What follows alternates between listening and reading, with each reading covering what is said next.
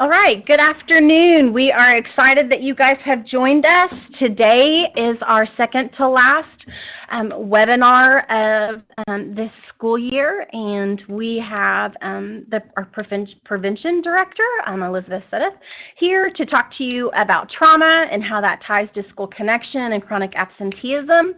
And just remember that our last webinar is in April, and we are going to be talking about all the different resources that the instruction department here at SDE is rolling out. I'm going to go ahead and let you have it. And any questions, you just type in the corner and we'll get them answered while you're doing it. Thanks so much. Okay, well, thank you, Jennifer, for having me, and thank you all for being out there and participating in this webinar today. So we will just go ahead and get right into this. If you do have any questions, please put it into the chat box, and I can expand on anything that we are discussing. So I will go into more detail on Traumainformed and ACEs.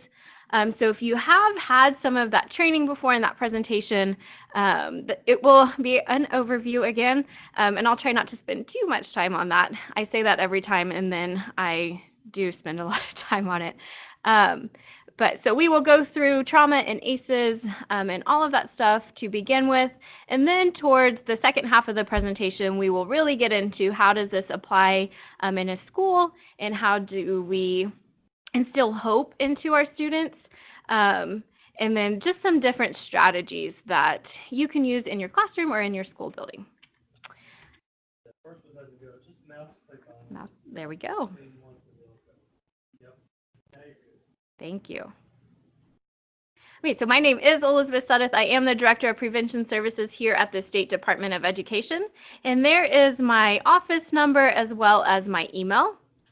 If you ever need any resources for your school around social emotional learning, around trauma and ACEs, and really any of those prevention topics, I can help you out and send you any resources that we have or any places that you can go to look for those resources. So my office is over bullying prevention, substance abuse prevention, suicide prevention, and violence prevention, really broken down into dating violence prevention as well as sexual violence prevention. So any of those topics I can help you out on and point you into the direction of how to get some resources. Okay, so we will just jump right into this and talk about overview of trauma and ACEs. So first, to begin with, we're going to go into what is trauma. So really, trauma is anything that can change the brain development. So what is traumatic for me and what is traumatic for somebody else may not always be the same thing, because everybody's brain reacts differently in a stressful situation. But any of those stressful events or situations that can really change the development of the brain is what we consider trauma. So a lot of times examples that we think of is abuse, assault, natural disaster, or the death of a loved one. But really, like I said, anything can be traumatic if it does change that brain development in the way that the brain does continue to develop over time. So changes in brain development is really why we focus on adolescents and youth, and especially our students in our schools, because their brains are still developing. So you see this image of the brain on this screen, and really when we think about the brain, we break it down into these three different parts: the brainstem, the limbic brain, and the neocortex. And I have another slide that we will go more into detail on this. But the brain develops as a fetus from bottom to top. So it starts with that brainstem development, and then it works up and starts developing the limbic brain. So that's why with babies we see, a lot of emotions. They run on emotions because they are living in that limbic brain. And as we get older, that neocortex starts to develop, and that is developing up until the age of 24 years old. So that might make sense for a lot of the students that you are working with. They do not have fully developed brains. And so any sort of traumatic event that does happen during this time of this brain development that is really where we start seeing changes in the limbic brain and changes in those neural pathways. So how might this look in your classroom or in your school building? So trauma presents itself in a lot of different ways.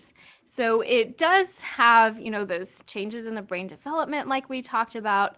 And a lot of times that can present itself as those problematic behaviors or some of those things that students can get in trouble for. So just think about it as an iceberg, as this image shows. So what we're actually seeing in the school building or in the classroom is only the tip of the iceberg. So these behaviors are what you are seeing, but what's actually going on for these students is everything that's below that surface. So there's a lot more below the surface of why somebody is exhibiting these behaviors than what we are just seeing with our eyes. And so that's really what we talk about when we talk about a trauma-informed school or a trauma-informed classroom or perspective, is just knowing that there's a lot more going on there than what we are seeing. So I am quickly just going to go over ACEs and the ACEs study. So the ACEs study was done in the 1980s, and it all began actually with Dr. Vincent Folletti at an obesity clinic that he was running. So he had all of these patients come in, and when they were in his program, they would lose a ton of weight. And so while they were with him, going through all of his guidance, going through his program, they were having great results. But then he started noticing every single time these patients started going back out into their everyday lives and not underneath his program, they were gaining all of their weight back. And for him as a researcher, that started triggering something in his mind of what is going on here? Where can we find the connections of going back into your everyday life in these patients who are having great results gaining their weight back? So he started doing interviews with everyone.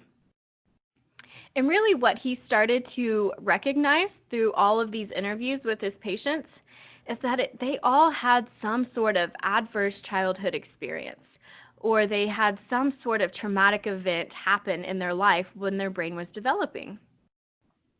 And so they would all develop these different coping mechanisms to deal with these traumatic situations, and not all of them were healthy coping skills. And a lot of them would turn to food or something along those lines to deal with these stressful situations. But really, he had a light bulb moment when he had an interview with a young woman who told him to be overweight is to be overlooked, and that's the way that I need to be. She disclosed to Dr. Vincent Folletti that she was a survivor of sexual abuse growing up. So to be overweight for her is how she needed to be in order to survive and to cope through what she had experienced. So for him, that's really what started all of his research. So after he started this, the CDC did come on board, and Dr. Robert Anda joined the research study. And between the two of them, they interviewed hundreds and hundreds of different people. And they developed what is now known as the ACEs quiz. So I don't have the ACEs quiz questions for you because they are really sensitive questions. So you probably have seen this ACEs quiz before. It is really easy to find. But I do encourage that if you do go and look at it, or if you talk about it with anybody, just make sure it is in a very supportive setting, because the questions are really in detail and can bring up maybe a lot of experiences for people that aren't really comfortable to deal with. So for this presentation, we have it broken down into 3 different areas that is on the ACEs quiz. It's broken down into abuse, neglect, and household dysfunction. So the abuse asks 3 questions about physical abuse, emotional abuse, sexual abuse. Neglect asks about physical neglect, emotional neglect, and then household dysfunction, mental illness, mother treated violently, divorce, incarcerated relative, and substance abuse. So out of these 10 questions, somebody would go through the quiz, and if they answered yes to 3, they would have an ACE score of a 3. So just for a second, I do want to pause here and talk about even just this household dysfunction piece and what we know about Oklahoma statistics as a whole. So if we look at this quiz, we know about Oklahoma that we have some of the highest mental illness rates in all of the country. So already, we're at a pretty high rate there. We also we keep going back and forth between number 1 and number 2 for having the most domestic violence in the nation. So we're already at a higher rate there as well. I do want to say that I believe there is more research that is being done into this ACEs quiz for that to say not just mother treated violently, because we also know that fathers can be victims of domestic violence as well. Divorce rates. We have some of the highest divorce rates in the country as well. Having an incarcerated relative. Oklahoma actually has the highest incarceration rate for females in the entire country, but also in the entire world. So we have a lot more, we have a lot higher incarceration rate here. And then we also have a high prevalence of substance abuse. The opioid epidemic is definitely really rampant in our state right now as well. So just knowing, where we fall in these public health statistics, that already puts our students at a disadvantage of having one of these really high ACE scores, even just being here. So what do we know about ACE scores? So the higher the ACE score, the more likely somebody is to have social, emotional, and cognitive impairment, adoption of health risk behaviors, so some of those negative coping mechanisms that we talked about, disease, disability, and social problems. Also, we know that there is a really high chance, increased risk for early death. So someone with an ACE score of 6 or higher, they have a lifespan reduced by as much as 20 years. So anytime we see those statistics rates of 20 years having an early death rate, that's something that should spark a lot of attention and have a lot of resources pulled into it and a lot of talks around, because these statistics are very alarming. Just having a high ACE score puts somebody at risk for all of these things.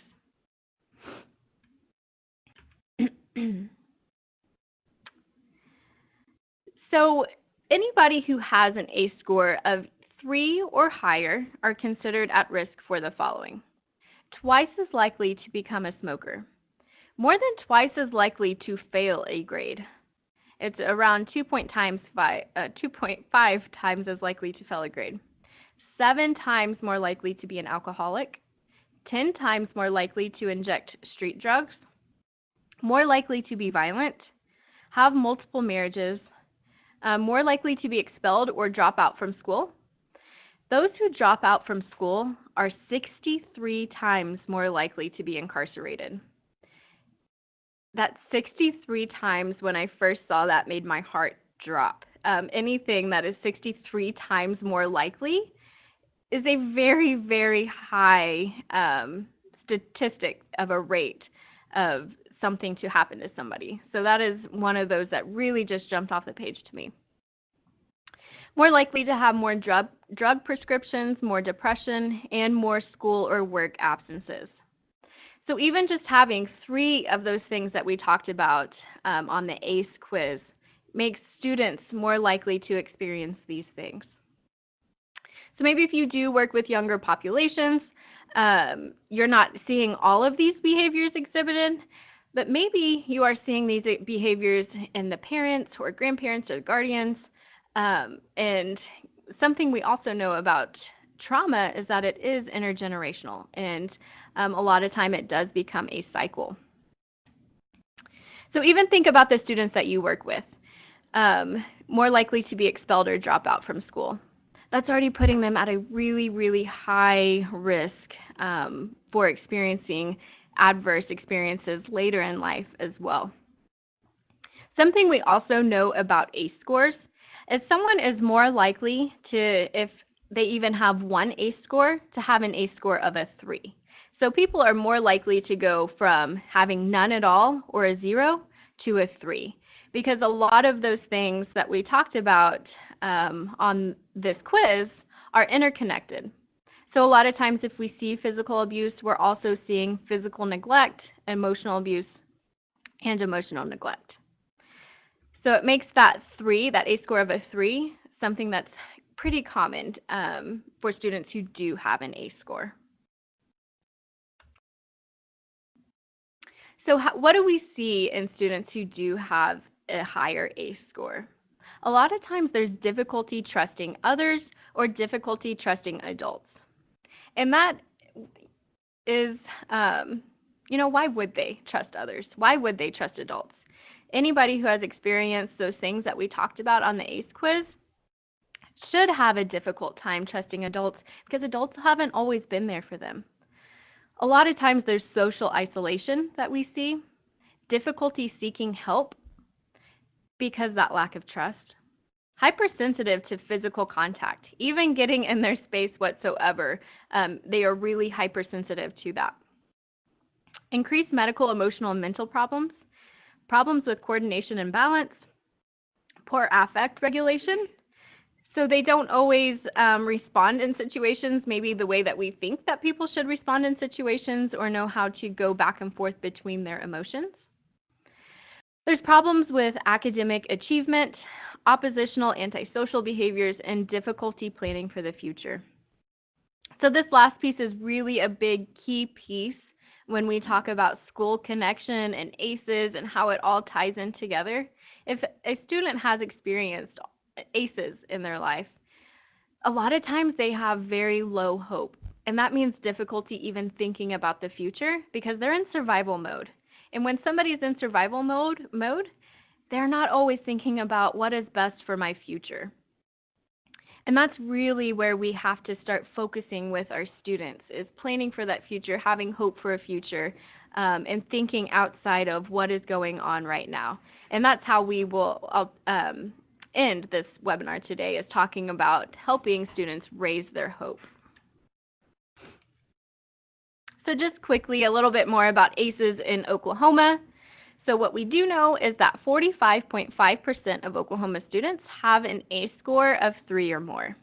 Now, I've gone all over the state and presented that statistic, and almost every single school that I've gone to said, I think our number is a little bit higher than that. So I would say that 45.5% is probably on the low end, but that is what we do suggest to schools, to just assume that that many students have an ACE score. I have not seen, excuse me, I was trying to find research for ACEs directly related to students who are in alternative education programs, and I could not find a lot of research there, but I would pose to say that that is probably exponentially higher than that 45% for your students who are in these alternative education programs. And I'd be interested to see, some more research done in that area. But what we do know is Oklahoma has some of the highest ACEs in the United States, and we have the highest percentage of youth experiencing 4 or more ACEs. So that even gets us above all of those health risk behaviors that we saw on that list before. So this map of Oklahoma that is on here, this is not an ACEs map, but this is a map of some of those health risk behaviors that we talked about in different health factors. So you can see in eastern Oklahoma, the darker blue is where we see more of those health risk behaviors, so we can assume that more of those ACEs are being experienced. Some of the lighter areas, if you do look at the counties, there's probably more access to services there. Eastern Oklahoma does have a higher, more dense population, and there's a lot of poverty there as well, and I get asked all the time, why is it so dark blue out there in comparison? But also what we have to think about when we see this map is even those lighter shades that are of that blue color are still some of the highest in the nation. So when we get to those really dark blue shades, we see some of the highest health factors, the health risk behaviors in the entire United States, and at sometimes in the entire world. So there is an article that I was just reading not too long ago that talks about the average life expectancy in a town in eastern Oklahoma, and that life expectancy was on par with life expectancies that we see in the Congo and Uganda. So a lot of times we don't think of, our statistics and our infrastructure here as being on par with somewhere that is considered not a developed country. So just keeping that in mind, that in Oklahoma we do have a lack of some of this infrastructure, and we do see ACEs that are kind of at this higher rate. So also keeping with the context of just even being from Oklahoma is this intergenerational trauma. Now this is something that I could spend all day long talking about. Don't worry, I won't.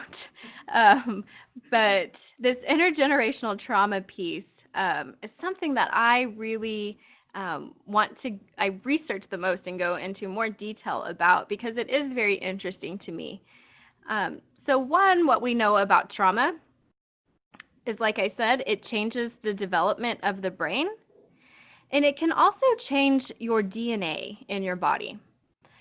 So the more we see this chronic stress or chronic trauma changing the development of the brain, we start seeing changes in DNA. That DNA can actually be passed down through parents, and that's why a child can experience some of those same intergenerational trauma pieces. But also in Oklahoma, we have to think about the historical context of our state and education in our state, especially for our Native American populations.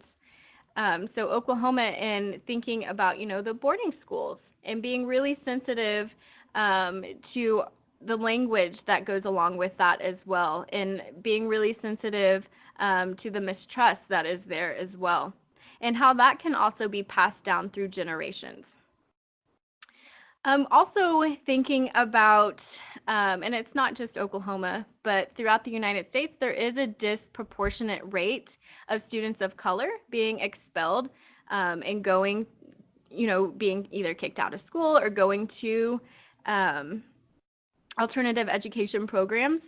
So also keeping that in mind, that is also something that has been generationally passed down as well. So these are all things just for you to kind of think about, keep in the back of your mind when you are working with students in the school. Okay, so here is that slide again about ACEs and brain development. Now that we know a little bit more about ACEs and how it does affect the brain. So really where we want students to be, to actually want to be at school and actually be able to learn and to take in new information, is in this neocortex, so this higher order thinking brain. So this is the brain that makes modern humans, that makes us different than our ancestors. So this is what has developed over time. This is where you have communication skills. This is where personality is. This is where problem solving takes place. If you have ever heard the term, oh, they just flipped their lid, that's exactly what happens if a student is triggered that has experienced these traumatic experiences in their life. Excuse me. So what happens is the brain is actually filled with cortisol. So that is a stress hormone. When the brain is filled with this cortisol, it can cause the students to go down into their limbic brains, or flip their lid down into limbic brain, where they're running off of emotions. So it's described in a really great video, if you want to write this down, by Dr. Nadine Burke-Harris. And I can add that into the slides as well. But she has a great TED Talk that describes how this cortisol really affects the brain. And this cortisol is actually what changes brain development. So cortisol, back when we were in hunter-gatherer time, was a way for the brain to be in survival and to keep itself safe. So let's say somebody is hunting in the forest for their food. They hear a bear behind them. The brain triggers cortisol, triggers this stress hormone, so the person is more alert, more aware of what is going on, and can either fight, flight, or freeze. So either fight their way out of the situation or run out of the situation. So this stress hormone that was meant to be a protective factor, over time can actually be adverse to the brain. So she just explains in the video, what happens if that bear or that stress hormone lives in the house with you, or comes home every single day drunk, or comes into somebody's bedroom. And something like cortisol that was supposed to protect you and save your life actually becomes really adverse in the brain. So the more students or the more adolescents are exposed to this cortisol by chronic levels over and over in their brain, the more we start seeing that brain changing. And they don't have the neuro pathways that they can learn how to problem solve and how to have that affect regulation. And then the more we start seeing in classrooms, if they ever are triggered and this cortisol comes into their brain, they go quicker into the limbic brain or even down into the brain stem. So just like anything else, too much of something in the body is not a good thing. So too much of this cortisol in the brain over time, for long periods of time, the sensors in the brain that are supposed to get this stress hormone back out and allows heart rate to go back down and to start functioning again, those receptors actually stop working in these students who have experienced these ACEs. So that cortisol just sits longer in their brain, which makes it go down to the limbic brain runoff emotions or down into the brainstem, which is where that fight, flight, or freeze response is. So fighting the bear. So having students who are triggered at school, this is what we really start talking about when we talk about how to connect with students and how to have a trauma-informed classroom. So we want to make our schools as bear-free as possible. So as trigger-free as possible for these students who are used to this chronic stress hormone in their brain. Now, that does not mean that you can completely make your school bear-free or that you're even going to know what bears are or what every single student's bears exist for them. And that's not something that, you have to know or you should know. But just knowing how can we create the most safe environment that students know that they can be free of their bears here. And that if they do experience some sort of trigger, they have a place to go until they come back down, until that cortisol is out of their brain again. Because we have to gain trust of our students that we are a safe place or learning will never take place. So when the brain is overwhelmed with this cortisol, there actually can be no new information that takes place or any problem solving. And a lot of times we do see that fight, flight, or freeze response. So maybe in your school or your classroom, you have seen it exhibited as a fight, or you have seen it as a flight, run right out of the classroom or right out of the front doors of the school.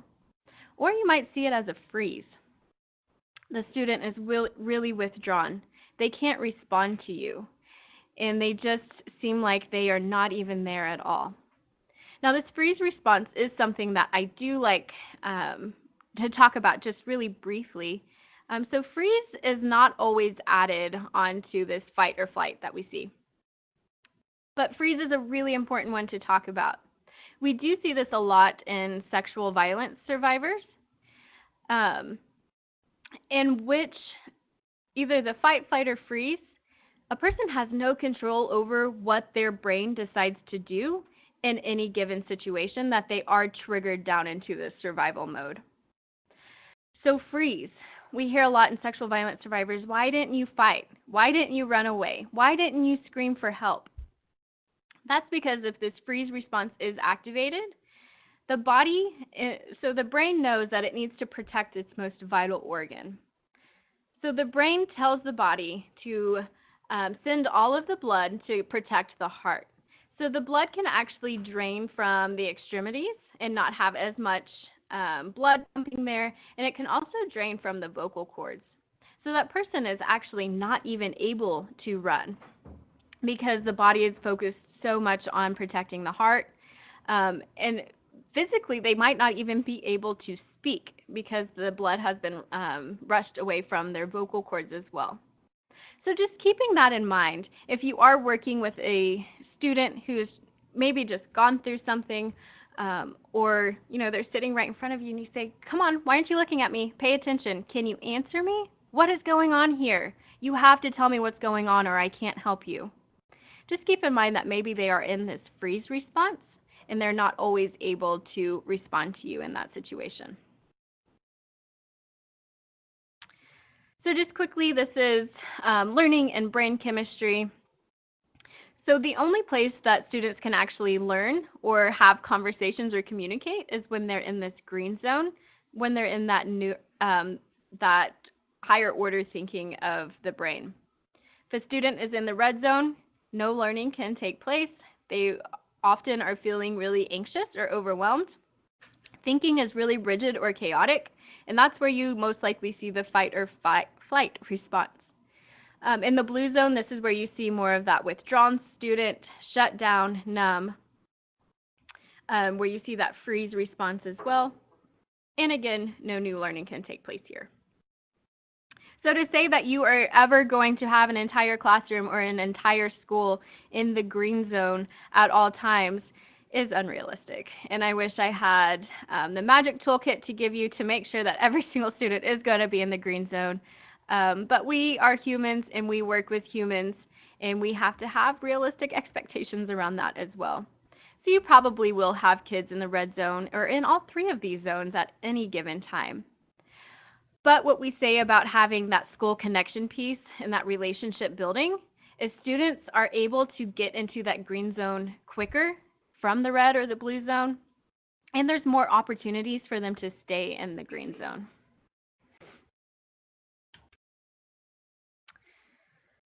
So why do we need school connectedness?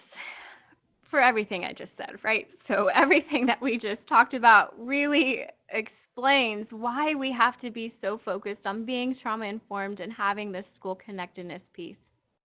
But what research tells us is that these students are not lost. These students who have these really high ACE scores are not doomed to be that 63 times more likely to be incarcerated.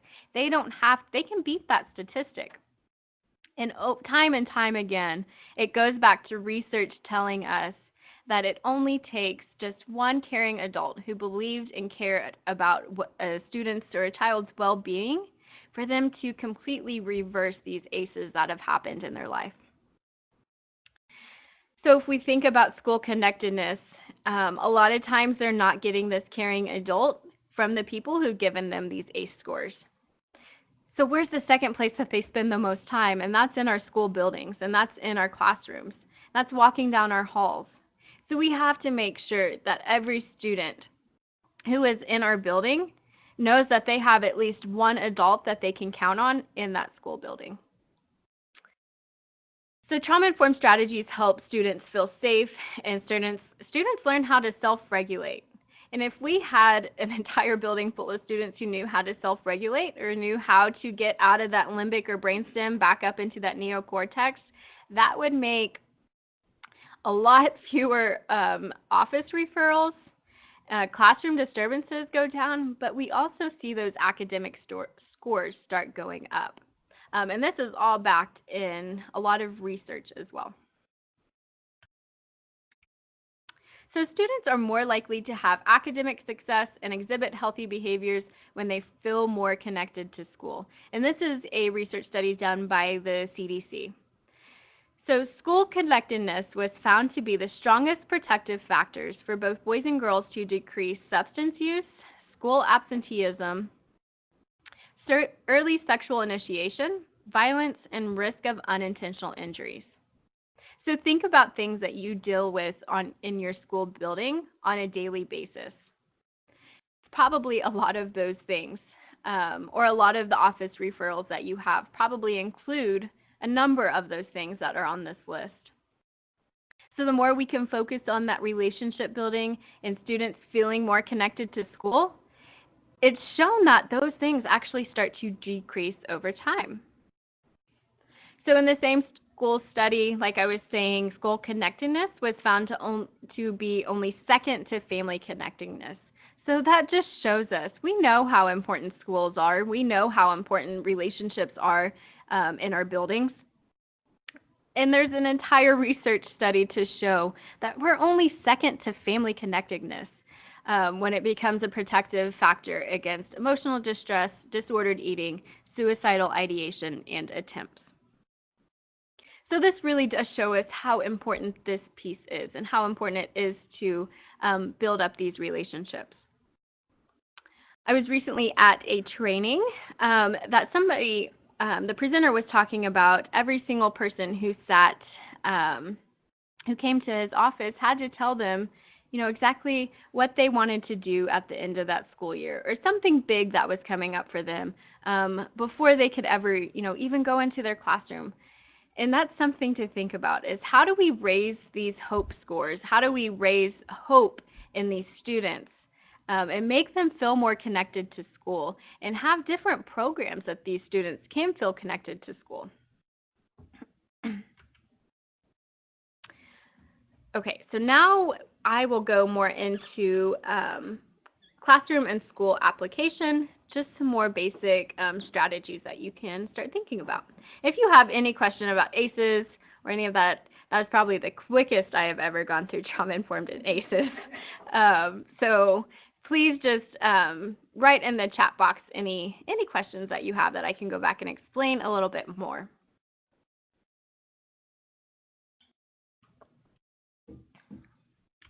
Okay. So now we know why having that school connectedness piece is so important. And school connection in trauma-informed schools, they definitely go hand in hand because students don't feel connected to a school that doesn't understand them and doesn't understand what they are going through. So having this perspective shift and having a school atmosphere and a climate and culture that more likely understands or has empathy for some of the things that students have gone through is more likely to increase some of that school connection piece.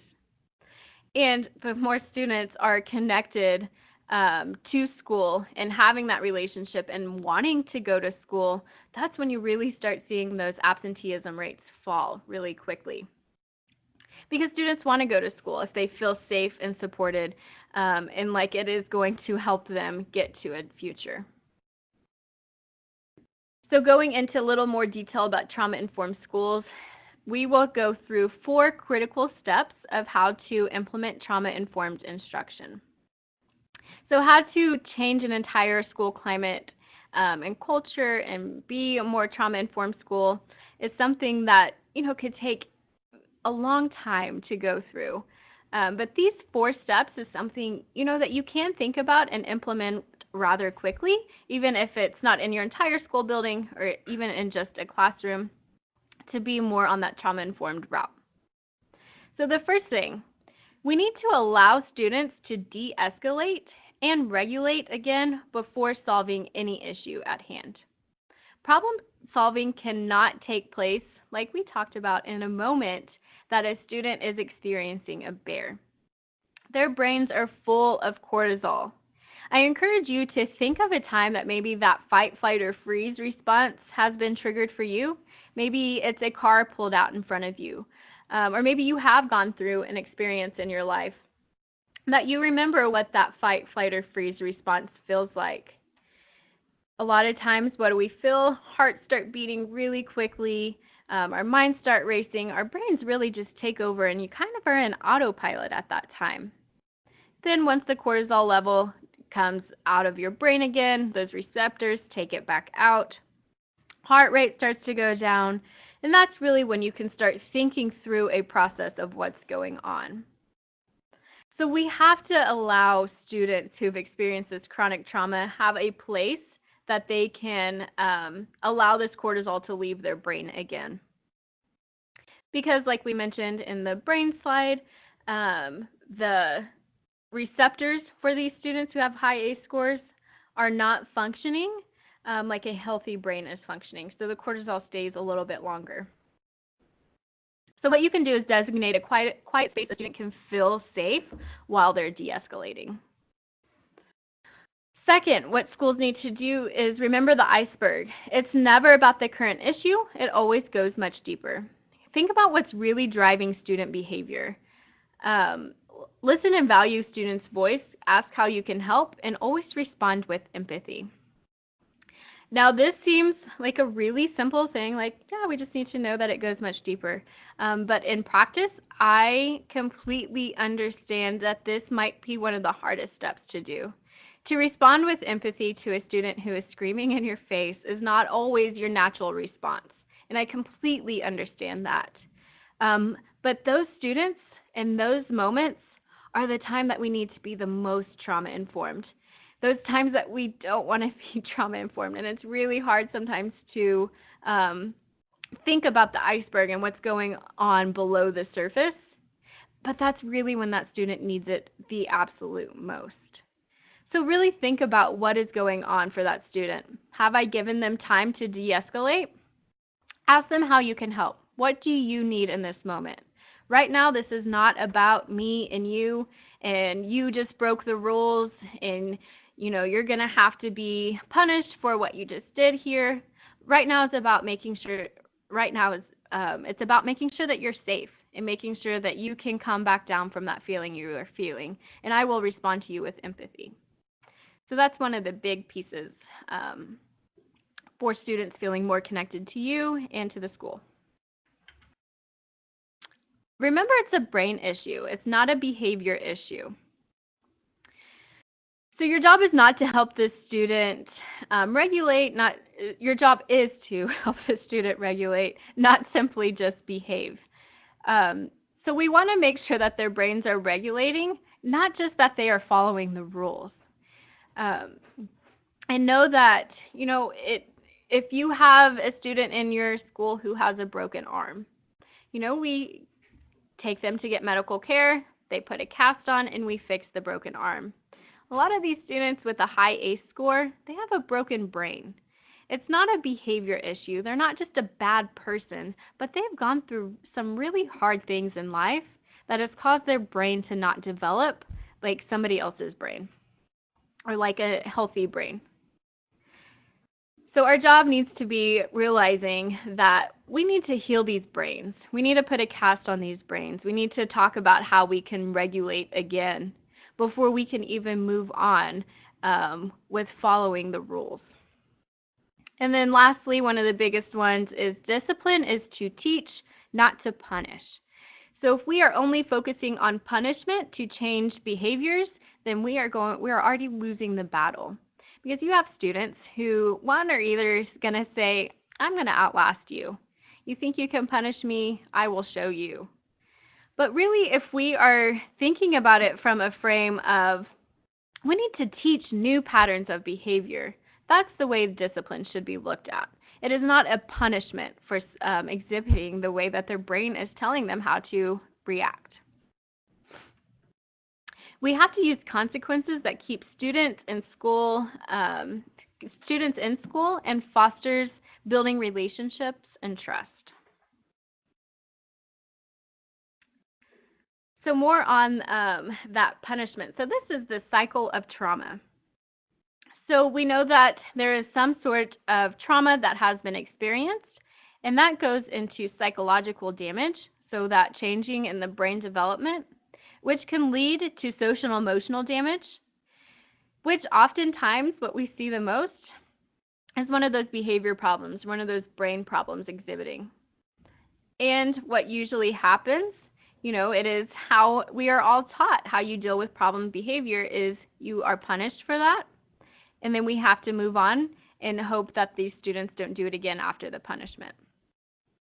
But really, if we only focus on punishment, that's just sending a child right back into this cycle of trauma.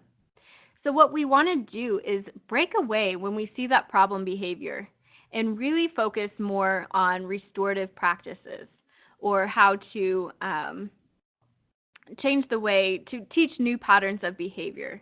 So the student knows, okay, I did something wrong. Here's how I can fix that and not do it next time. And then we get off that cycle of trauma. So there's a story here that I tell about one of the students that I used to work with. So he was a first grader, and I had worked with this student all school year, and he was actually doing so great in class. His classroom disturbances went down, his office referrals were going down. So I was going to take him to have lunch with me in the library one day. So we're walking down the hallway, and this student drops his tray everywhere. So it was fine at first. The student, we go and we clean it up. We're actually right next to somebody who helped us clean it up. And he starts throwing away his lunch, and it was fine. We were going to go get him a new tray. And then the cleaner came out, like the floor cleaner, and it was poured down so we could mop up the mess that was made. And at this time, the student went he flipped his lid completely. He started screaming and punching and running up and down the hallway, and he even pushed another one of the students down onto the ground. So it was right outside of the principal's office, so the principal heard what was going on, and of course the student had to go spend the rest of the day in the principal's office. We had no idea what was happening here. But he had pushed another student down, he caused a scene in the hallway, and everything was fine. And we asked him over and over, why did you choose that behavior? Why did you do that? We just don't understand. And he couldn't ever answer us. So I decided to call his grandma, who he was living with at the time.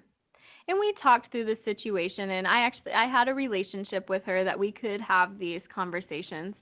And I told her what had happened that day at the school. And when I got to the part about, the food being cleaned up off the ground, she stopped and she said, oh, yeah, that makes a lot of sense. So I asked her to elaborate, why does that make sense? Then she told me a story that I had never known about this student. So this student actually used to live with his mom. And he was younger at the time and was in mom's apartment.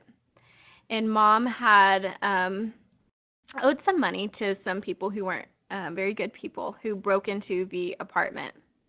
And to get back at mom, they decided to go after this student. And they poured bleach on him. So this day that this student was in the hallway, and he smelled this cleaner on the floor, it triggered a response in him. And at that time, when she told me that story, my heart completely broke because I had no idea that this bear existed for this student. And if I would have never known that story or never looked at him through that trauma-informed lens, he would have just gone through punishment, having to eat lunch in the principal's office every single day, and then would have just gone right back through that cycle of trauma. But since we were able to use more of a trauma-informed lens and approach at that time, knowing after speaking with Grandma what had happened, we thought of different alternatives of how do we work through this problem with this particular student. And we were able to get him set up in referrals outside of the school building. So every time I see this cycle of trauma, I always go back to thinking about this student and thinking about, we could have just sent him into that cycle of trauma over again and never realized that there was something so much deeper going on there below the surface. And that's what I do. You don't have to, I encourage you to use, the mindset with your students. You don't have to know every single story like that has happened in every single instance of ACEs in every student's life to be trauma-informed. So just knowing, again, going back to that iceberg, that there probably is something going on beneath the surface there. And it's probably a story that would break your heart, much like that story broke mine. So being more empathetic when we are working with these students as well is really building that school connection piece. So that leads us into having a perspective shift. So having school connectedness is not just another initiative, is not just another thing to add to your toolkit, to add to your list. What it is an entire paradigm shift. It's a shift in the way that we think about students that we work with. And the more we change our way that we think about students, the more students can pick up that we see them differently. And the more they start building those relationships with us and start feeling more connected. So the old perspective shift, he is so defiant. And the new way of thinking, he is lacking social skills. Old way, she is choosing this behavior. To the new way, she is acting with adrenaline and survival skills. What is wrong with him to what happened to him? And that is one of the most powerful perspective shifts that you can have, is changing from that what's wrong to what happened. I don't need to call home. They won't help. Maybe calling home will get me some more insight. And my all-time favorite, number one used phrase in the classroom, I will not tolerate disrespect. 2, how can I help them learn respect? And that's really where we start seeing getting off that cycle of trauma. How can I help them learn this new behavior? So we also want to empower students, and it's not through using power and control, like using threats and intimidation and isolation. Go sit out in the hallway, go sit by yourself, or minimizing and denying, oh, what you're going through isn't that bad. Or using our position of power. Again, one of my all-time favorites, because I said so. But instead, we are sharing power, letting students know that we're in this together, and that they can have second chances, and that they're in a safe place, that they can have redos, and they can do things over with us. And also giving choices and seeking a compromise. So the more we can give choices to students, the more they are going to feel empowered. And how do you build relationship? A lot of it is through our communication with students. So we want to make sure we're using door openers and really simple phrases that you can use. Tell me more about that. That's one of the most powerful things that you can use with a student when you're talking with them. Allow them to expand. Allow them to tell you more about what's going on. Or how do you feel about that? How do you feel about what's going on? That allows them to really start connecting those new neural pathways in their brain, because they have to stop and think, well, how do I feel about that? I'm not sure. I thought you were going to tell me how to fix my problem, and we'll move on from there. But what we want to do is have that open communication. And even validating their feelings of what's going on and just saying, that must be hard. Thank you for telling me. So never using door closers. These are phrases that if a student comes to you, they're phrases that makes them completely shut down and ends the conversation where it's at. And a lot of times that we hear is, oh, you're too young for stress. Or if there's relationship problems, oh, there's plenty of fish in the sea. You're young. It's fine. Don't worry about it. Or if they report to you that something is going on between their friends, we say a lot, or on social media a lot, oh, just ignore them. And that completely ends that entire conversation that is going on. So when we are communicating with students, we want to make sure after they've had time to de-escalate, we're asking the problem. And then you break down the problem. So saying back to them what you understood. And then providing feedback if they want it. You can even ask them, are you just venting to me right now? Or would you like my advice in this situation? Or would you like my feedback in this situation? And then practice that active listening.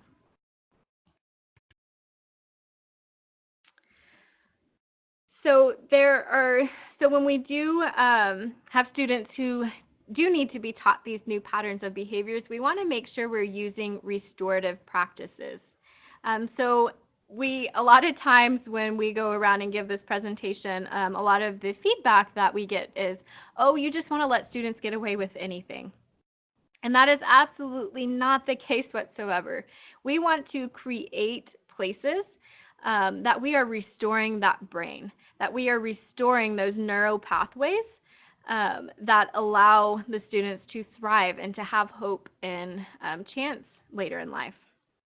So here are some quick rules that you can go through when you are having those restorative programs.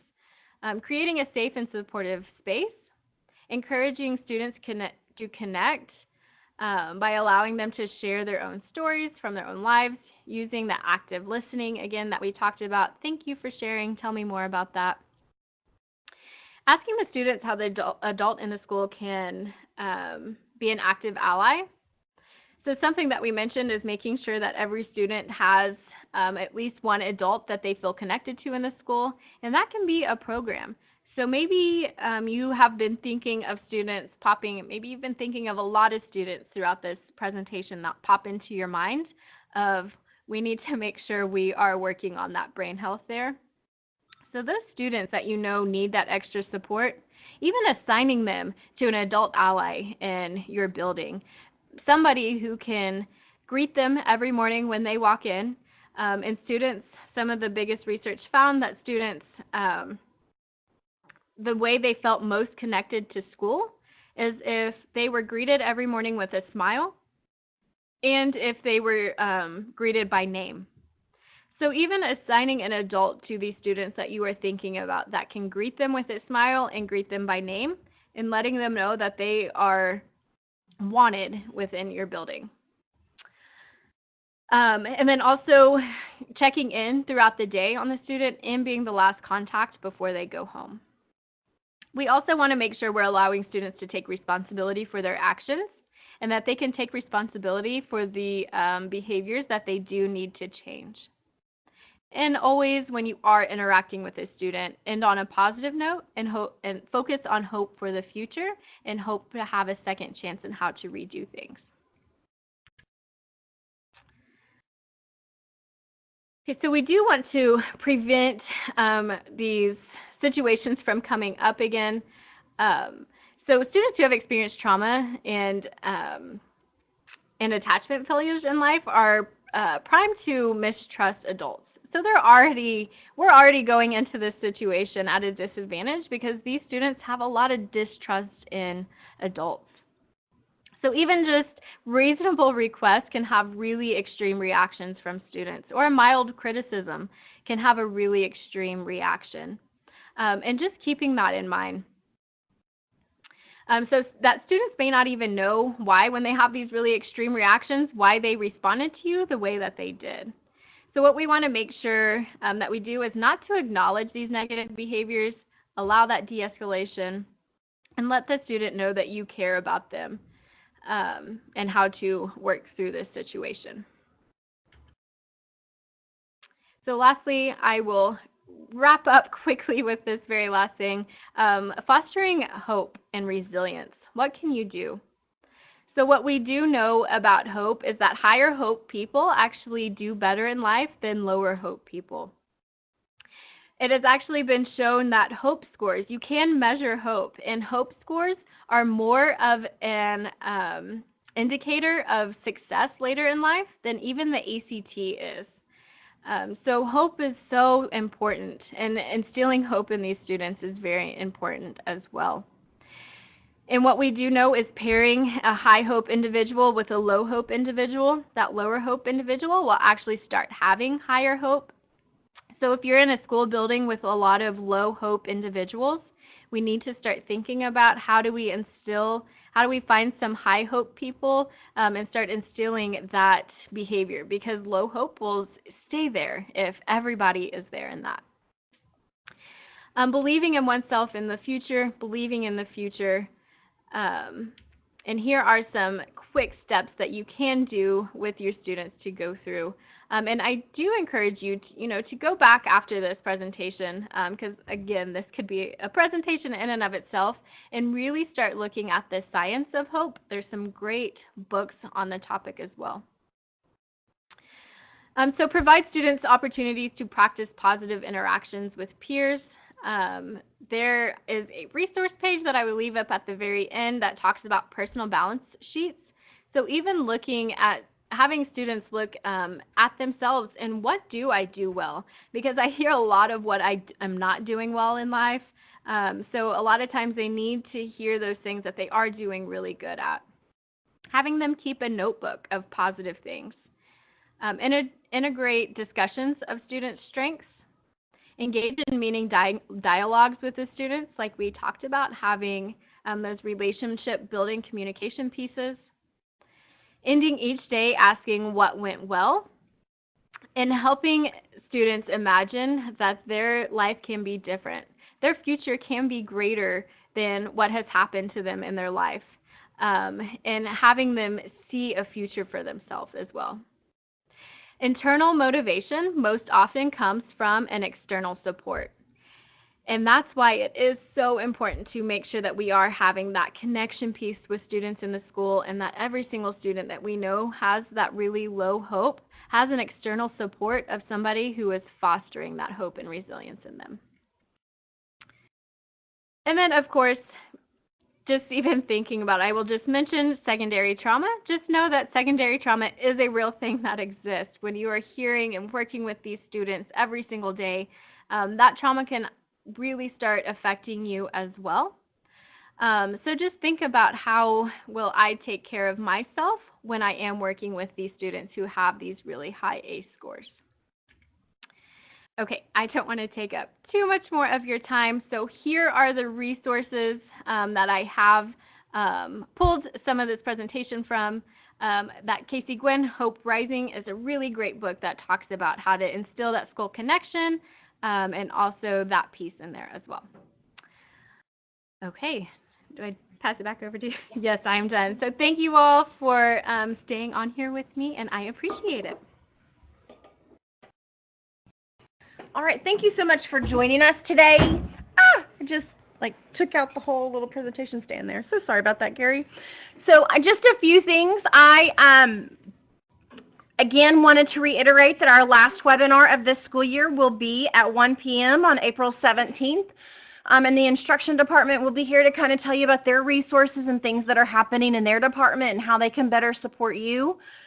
On June 5th at Francis Tuttle Rockwell campus, we have partnered with the New State Association, and we'll be having another Ed Camp. So be looking for more information in that registration link. Today was our Alt-Ed Day at the Capitol. It was a great day. We had a couple hundred people from about 25 schools, and so it was just a great day to kind of get to talk to our legislators and see how that whole process goes. And then the last thing I want to leave you with is trauma is one of our most frequently requested topics that you guys are wanting more information about. So be looking for, as we get closer into late April, early May, we'll be sending out another survey where we want to hear back from you. What new topics are you wanting for next year? What even further information you're wanting. So we were excited that you guys joined us. Any last remaining questions before we sign off? All right, I think we're good to go. Thank you. Have a great day.